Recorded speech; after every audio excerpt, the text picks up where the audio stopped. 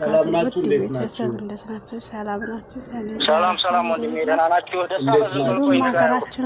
አሁን እንግዲህ ያው ከአባት በላይ አንሆንም እኛ አባት እናንተ ልጅቷ እንግዲህ እድሜዋም ትንሽ እንደሆነ ታውቃለህና ልጆች እየሄዱ ቤቷን ስትከፍት ስራ ልትሰራ ስትል አንቺ እንዲህ እያሉ ባለጌ የሆኑባት ቁስሏን እየቀሰቀሱ አውቃ ሆን ብላ እንዳደረገችው ከአባትሽ ጋር እንዲያደረች እያሉ ሁሉ ነውና ሞራሏን የሚነኩት። ልጅቷ እድሜዋን እንግዲህ አንተ ነው የምታውቀው ስንት ዓመት እንደሆናት። በዚህ እድሜ ላይ ሸክም ሲሆን ከአቅም በላይ ሲሆን ነገ የምትጸጸተው አንተ ነው። የማይሆን ነገር ቢፈጠር የማይሆን ነገር ቢሆን መቼም ህጉን ወደ ጎን የምትሆንና አግባብ ባለው መንገድ እንደ አባት እዛ ጋም አጎትም ይመስለኛል አጠገቧ ያለው እችን ልጅ ልትረዷትና ያለችበት ህመም ቀላል አይደለም። በዛ እድሜ ልትሸከም ወይ ልትሆነው የማይገባ ነገር ነው።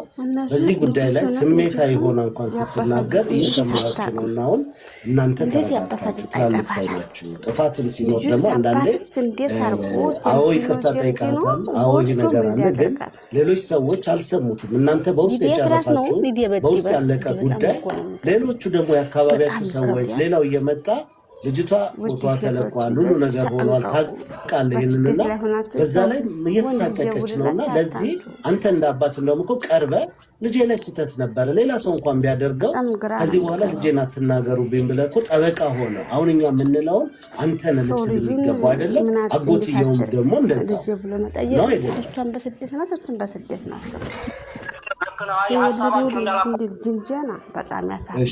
ስለዚህ አሁን እሷ የምትፈልገው አንድ ቀላል ነገር ነው።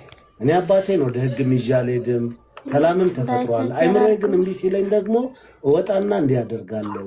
ስለዚህ አንዴ በአደባባይ ሌሎቹም በየጊዜው እየመጡ የሚሰድቡኝም እንዲያቆሙ አባቴ ነው ይምጣና ሚዲያ ላይ የተለቀቀ ጉዳይ ነው፣ እሱ ሚዲያ ተጠቃሚ ነው። በቃ ልጄ እንዲያጥፍቻለሁ፣ ይቅር በይኝ፣ በቃ ይቅርታ፣ ከዚህ በኋላ ደግሞ ክስሻለሁ የወደፊት ይሄንን ቃል ትፈልጋለች ካንተ። ይሄንን ደግሞ በውስጥም እያልካት ነው። በአደባባይ ማለቱ ምንድን ነው የሚከብደው? እንኳን አጥፍተህ ባታጠፋስ ብትላት።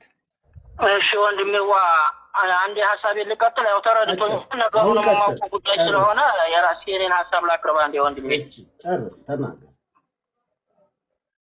እና ሰንዘር ላድርግ እስኪ ሀሳብ ወይ ደስ አለ። ቆይ አይደለም እንኳን አንተ ዝም ብለህ ቆይ አታውቅምና ቆይ ዞሮ እኔ ልናገረኝ። በእርግጥ ሸር አድርገው ማለው ቆርጠው ልከውልኝ ነበር። ያው እኔም ሸበካ ስለሌለኝ ቲክቶክ አልገባሁም፣ አልተከታተልኳቸውም። በእርግጥ ቢሆንም ግን እንዳልኸው አሁን አንተ እኔ እቺ ልጅ ልጄ ናት፣ ባህር ልጄ ናት፣ የመጀመሪያ ልጄ ናት።